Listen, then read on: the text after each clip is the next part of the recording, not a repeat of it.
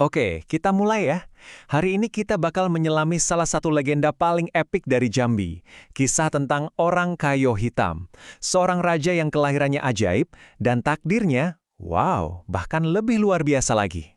Cerita kita ini mulainya dari sebuah pertanyaan yang aneh banget. Jadi pas baru naik tahta, orang kayo hitam tiba-tiba menghentikan tradisi kirim upeti. Upetinya apa? Pekasam pacat. Itu loh, lintah yang difermentasi. Tindakan yang kelihatannya sepele ini justru memicu perang besar. Pertanyaannya, kok bisa? Nah, disinilah konfliknya mulai seru. Di satu sisi, kita punya kerajaan Jambi yang baru, dipimpin sama orang kayo hitam yang pemberani. Di sisi lain, ada kekaisaran Mataram yang super kuat, yang rajanya ternyata pamannya sendiri. Jadi ini bukan cuma perang antar kerajaan biasa, ini tuh drama keluarga. Buat ngerti kenapa seorang keponakan berani banget nantang pamannya yang perkasa, kita harus mundur sedikit ke asal-usul mereka yang ajaib. Karena kisah ini nggak dimulai di istana, tapi dari sebatang pohon kelapa keramat. Jadi, konon katanya ada sebatang pohon niur gading yang istimewa banget. Pohon ini buahnya cuma 5 butir kelapa. Dan anehnya, kelima buah ini nggak pernah jatuh, bahkan waktu pohonnya udah tua dan mau tumbang. Ini jelas bukan kelapa biasa kan? Tepat sebelum pohon itu rubuh, kelima kelapa itu secara ajaib berubah jadi manusia. 4 laki-laki dan 1 perempuan. Nah, identitas mereka ini jadi kunci dari semuanya. Laki-laki tertua jadi Raja Mataram, yang kedua jadi penguasa di Jambi, dan yang termuda itu seorang wanita bernama Putri Mayang Mengurai. Mereka inilah cikal bakal para raja. Jadi, poin pentingnya di sini. Orang kayu hitam itu anaknya Raja kedua Jambi, ini artinya Raja Mataram, yang asalnya dari kelapa tertua adalah pamannya. Jadi bisa kebayangkan, pemberontakan ini dianggap sebagai pengkhianatan pribadi banget di mata sang paman. Oke, kita lanjut ya. Ceritanya makin panas.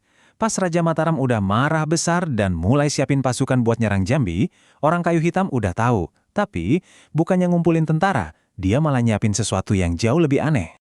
Coba dilihat bekalnya, sebuah tombak mata 3, jala dari sutra, dan seekor burung 3 warna. Gak ada pedang, gak ada tameng.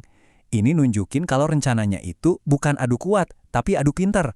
Dan yang lebih aneh lagi, dia ngajak adiknya, orang kayo Pingai.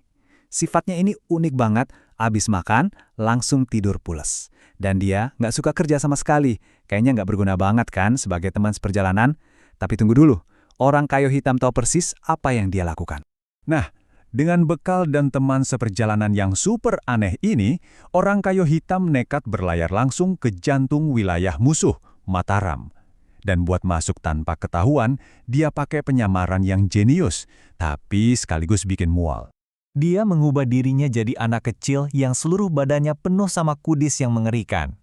Coba bayangin kontrasnya, seorang pangeran yang gagah berani, nyamar jadi sosok yang paling hina dan menjijikkan. Dan penyamaran ini berhasil banget. Saking berhasilnya, waktu para hulu balang atau prajurit elit Mataram disuruh nangkep dia, mereka bahkan gak bisa deketin perahunya.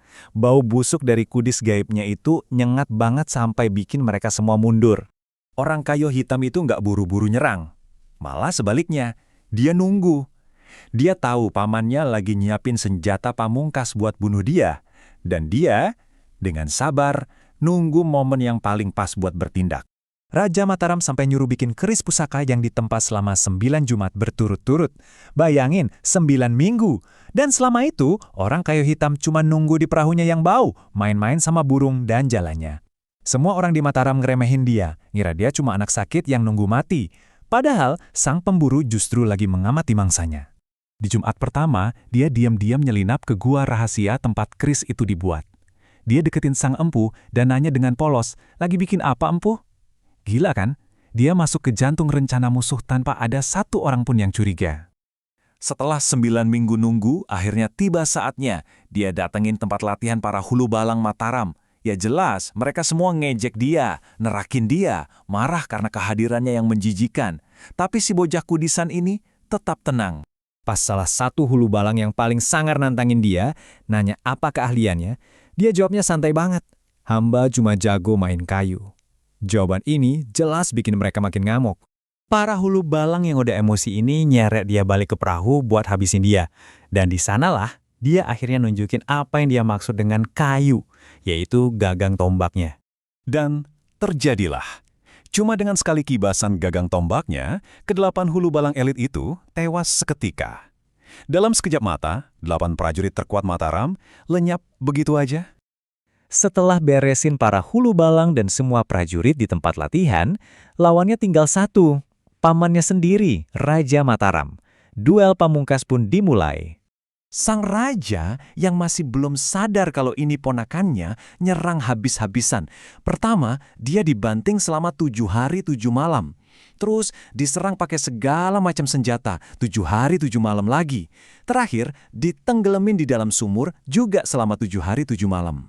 Dan hasilnya, setelah 21 hari disiksa non-stop, orang kayu hitam nggak luka sama sekali. Nggak ada satu goresan pun.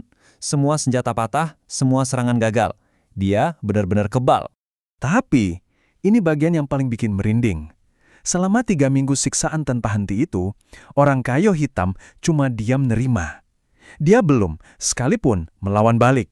Jadi, disinilah legendanya sengaja dibikin ngegantung. Raja Mataram udah kehabisan tenaga dan gagal total. Keponakannya berdiri di hadapannya, tanpa luka, dan bahkan belum mulai berantem. Coba bayangin, apa yang bakal dia lakuin dengan kekuatan segila itu? Legenda ini sengaja bikin kita bertanya-tanya.